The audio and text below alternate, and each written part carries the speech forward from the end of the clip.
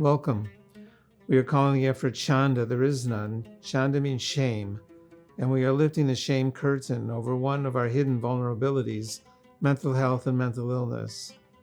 We feel an extra urgency now to bring the message to our community, to teach resources for living, for being a nudge in an effort to teach mental health strategies. We intend to be out loud while still respecting confidentiality. Confidentiality does not mean secrecy. Secrecy is part of the problem. By telling the stories of our successes and our losses, we intend to reduce the Shanda shame factor.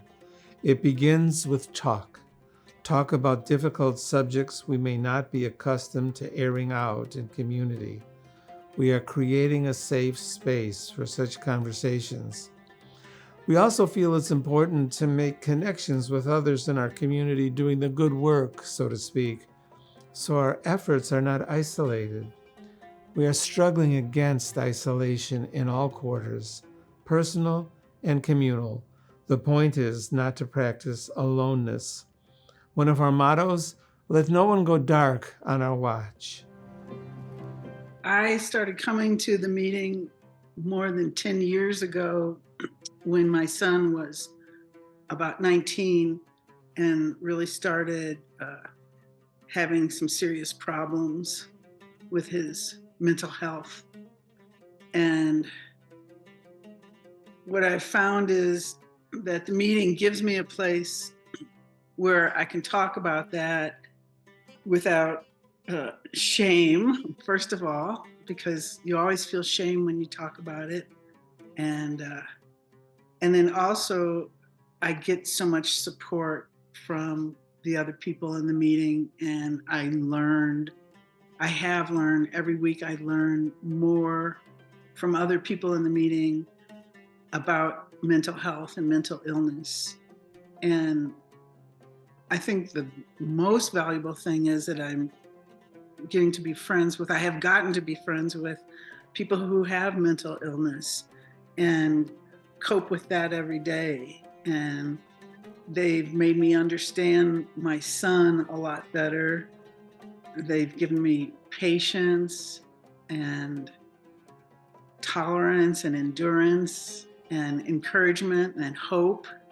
We've been married for 32 and a half years. We've had quite a few struggles, both of us, very different kinds of struggles. Mine are bipolar disorder, generalized anxiety disorder, panic disorder, things that go along with that also, like anxiety and depression, are big issues in my life. So as much as I try to live a quote unquote normal life, I have to make accommodations for myself. The Shalvah meetings, Shalvah is a Hebrew word that means serenity, are specifically for people living with substance abuse, any kind of addiction, but also for people who are living with people with substance abuse and addiction. It's a particular community, and there's a particular language and way of communicating. Our stories are our basic texts. We also have commentary, a few principles, universals. Some we have teased out, some we may not have teased out yet. We love our interpretations, how we tell our stories. We speak of three notions here: the mind, the heart, the soul. Through our stories, we have a way for the soul to bypass the mind and speak directly to the heart. Our souls, it's deeper than the heart. Maybe we can damage our hearts. Our minds may unfriend us now and again, but we can never lose our souls. This is what sustains us when our hearts are broken, our souls. Everything I was doing before, it just wasn't working. And I'm a musician, I play in a band, so I'm around a lot of drinking and a lot of drugging and all this kind of stuff, and it was really easy for me to go down that road and to avoid things that were going on in my life that were, putting me in this, place where I ended up and with everything such a mess. When I finally got myself out of my own way by showing up to these meetings and realizing it was about helping other people and doing things to make a difference for them, I finally realized what life was all about. And yeah, I've been sober for 6.5 years, and I didn't even realize how much things were changing in my life. And it's like, but I did notice that the people around me were noticing it, and that helped make me, realize that it was having a very good positive effect on me in my life, and helped build back relationships that I destroyed, and it's just been a blessing.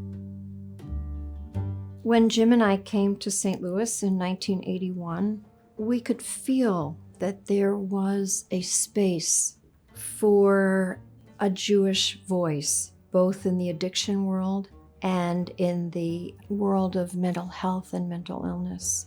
As we were kind of brought into the community in many different ways, there were more and more opportunities. So there was somebody already in place here, Rose Mass of blessed memory. She became my partner, so to speak, and she brought me in. She says, we have to do this because my teacher,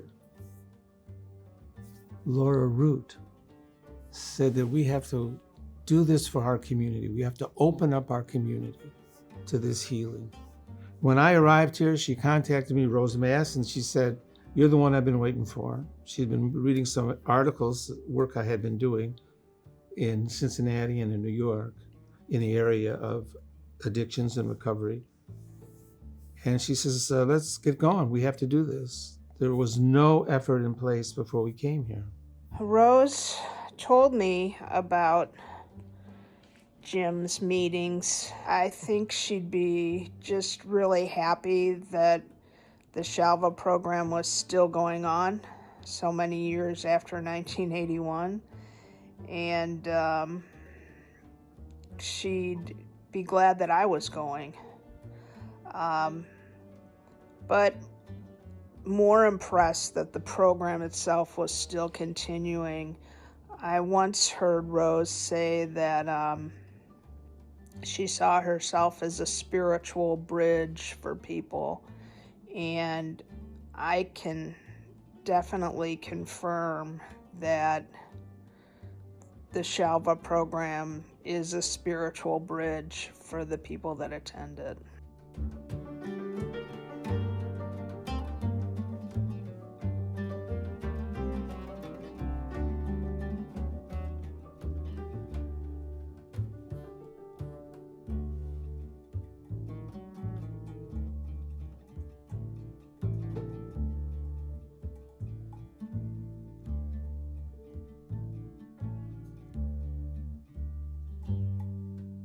And we met every month, and for a year, we talked to each other.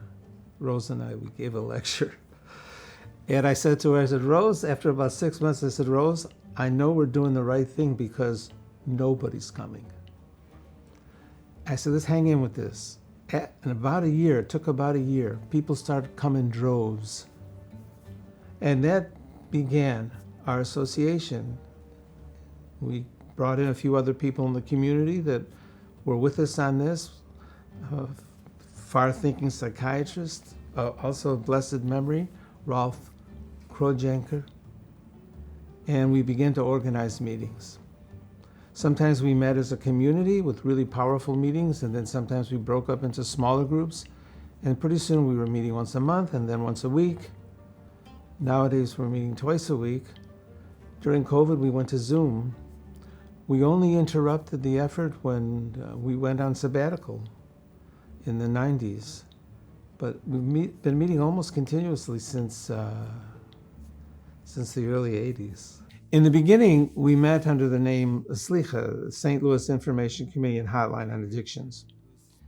When I came to Central Reform Congregation, I felt the same way, that Central Reform Congregation need to be identified as sponsoring these groups so that people understood that this was a function of the synagogue and that this was in the perimeter of synagogue activity.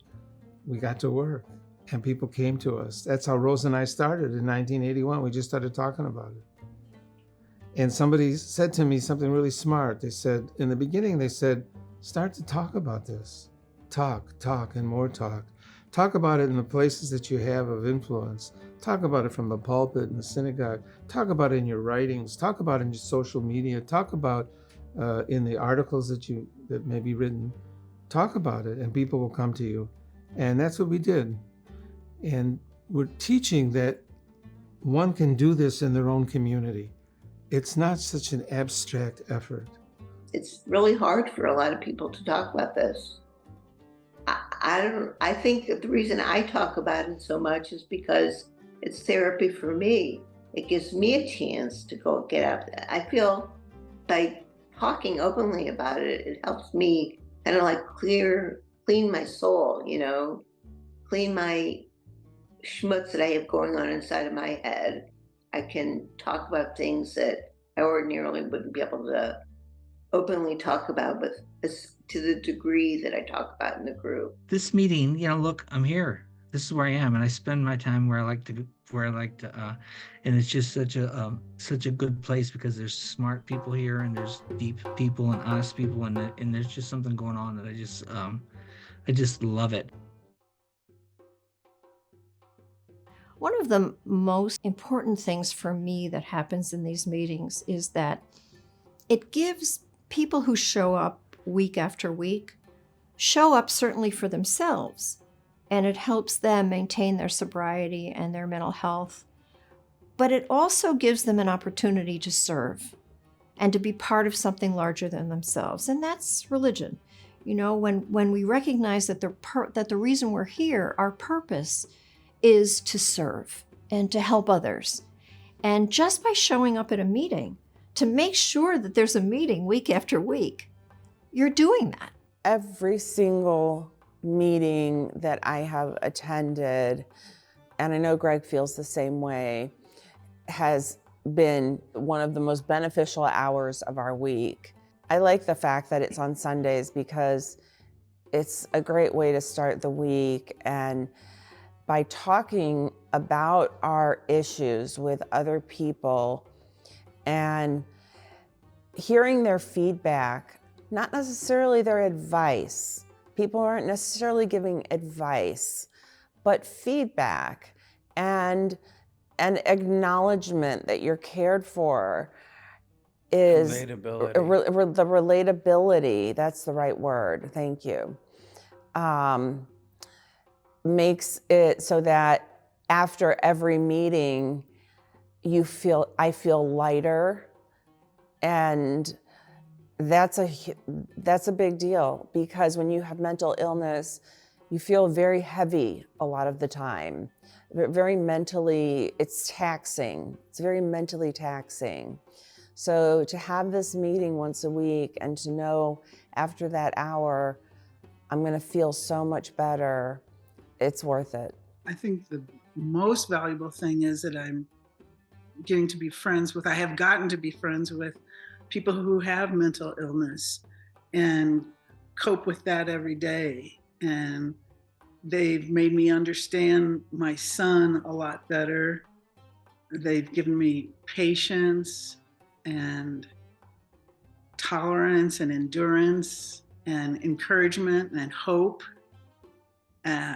And all of the things I need as I go through this with him. He's 29 now, and it's still ongoing.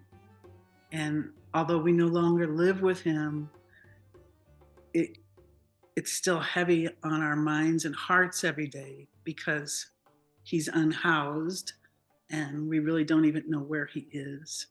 So I need that meeting each week to share my feelings about that and my struggle with that.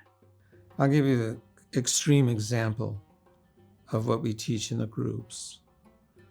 There was a time in one of the groups that somebody mentioned suicide, and the group took a big exhalation, said, "Oh, the S word. Thank you for saying it. And soon after that, I got a note from one of the members of the group, and she gave me permission to use all that she had written in the teachings when we did our public teachings, and I've used it a lot. She wrote, "I'm a survivor, I suppose. I have attempted suicide several times in serious ways, and I believe I'm alive to share a few things I've learned. I feel some sort of purpose. I'm always looking for that, but here goes. I hope this helps someone." People could listen more with their eyes as well as their ears. When you are contemplating suicide, you don't conceptualize it. You may not express it. Be observant. Don't ignore anything. Take everything seriously. I wanted someone to hold my hand. "I'm not going to leave you," to say, "God will not leave you. I'm with you. I will never leave you." That's what I wanted to hear. And most importantly, this feeling is going to pass. You don't think it's going to pass. You think it's never going away. It feels permanent. I wanted someone to say to me, "I wish I could be there with you. Call me. Don't be alone." Sometime later, I met this person at a coffee shop, and she said, "I'm starting to feel like I want to get out more," she said, "to be of service to others. I often feel a terrible negative energy running through my being, but I think I can offer something. If I could help someone else, it would mean so much. Use my words," she said. "Use them any way you can." There have been so many powerful stories told over these years in our meetings. I remember one woman who was in her 60s told a story of how she was diagnosed with bipolar disease when she was in her early 20s. An uncle came to see her in the hospital and told her to never tell anyone, not even her parents, and she didn't. This courageous woman lived with the shame of her disease for over 40 years, in the isolation that deepened her despair and her suffering. When she told the story at the meeting, she said it didn't have to be that way, and she realized this for the first time and was telling her story mostly for the sake of the young people who were in the meeting who were sharing their diagnoses and their diseases. She said it doesn't have to be that way, but she also recognized that it was going to take time to change. This is the work that we're trying to do in these groups. We call it teshuvah. We call it the possibility of turning and transforming, that we can change the way things are by telling our stories and empowering each other.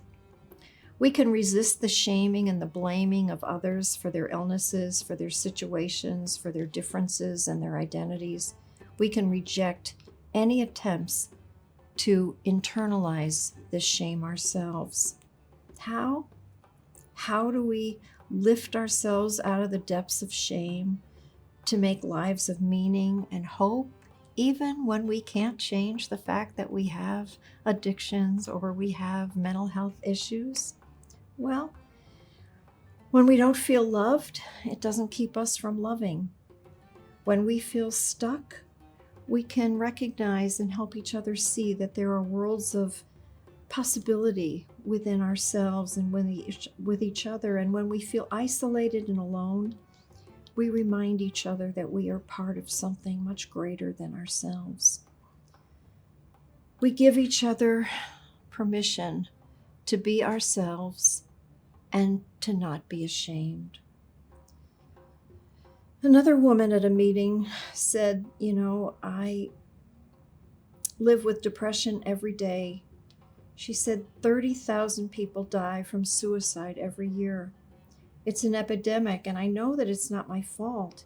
I also know that I'm not alone, but I'm still ashamed to tell you that most days I can't get out of bed in the morning. I know that every 16 minutes someone takes their life, and it could be so easily be me taking my life.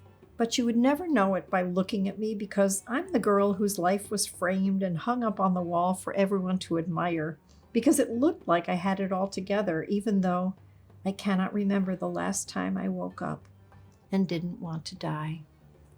When people have space, a safe space to tell those stories, somehow it takes the power out of them.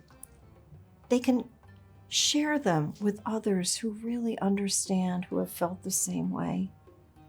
And it helps us to go forward and have hope that someday there'll be less of a Shanda, less shame for all of us living with these diseases.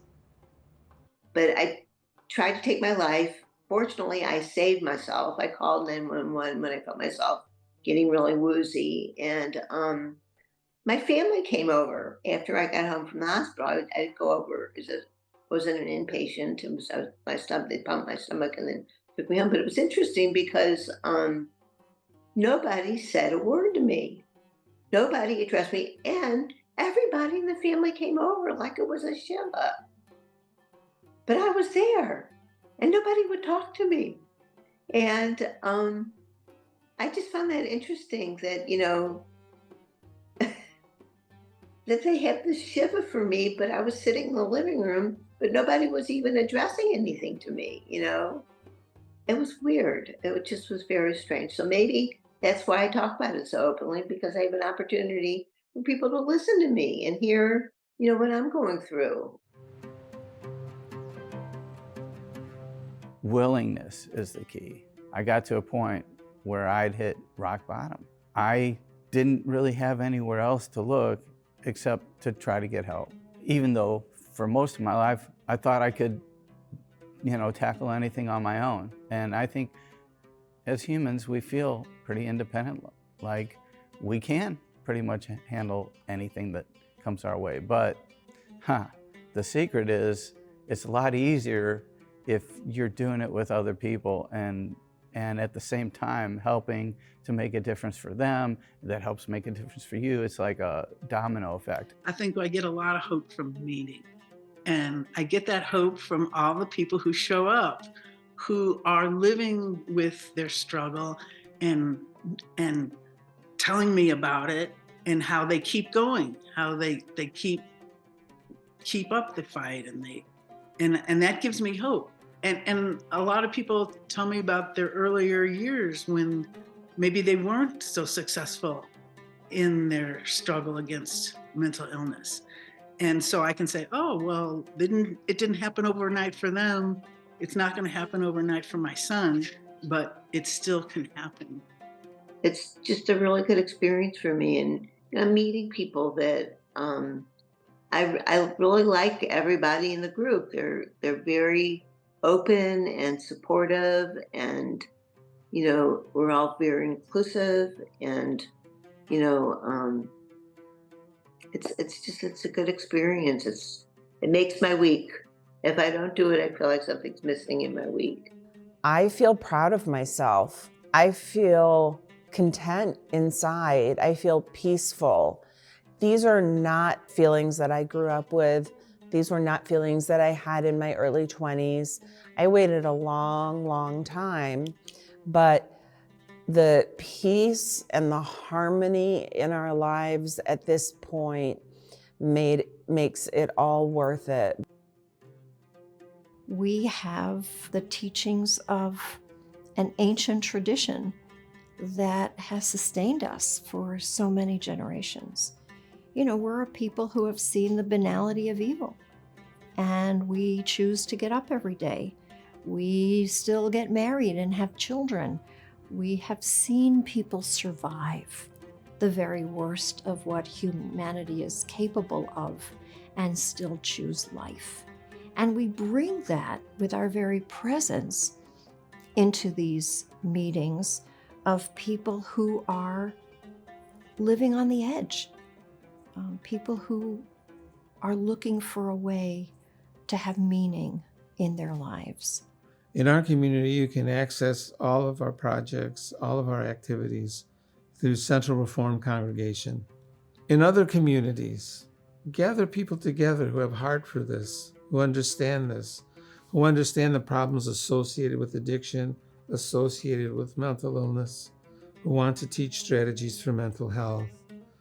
come together and start talking about this. Bring professionals and those who are accessing proven paths of recovery together.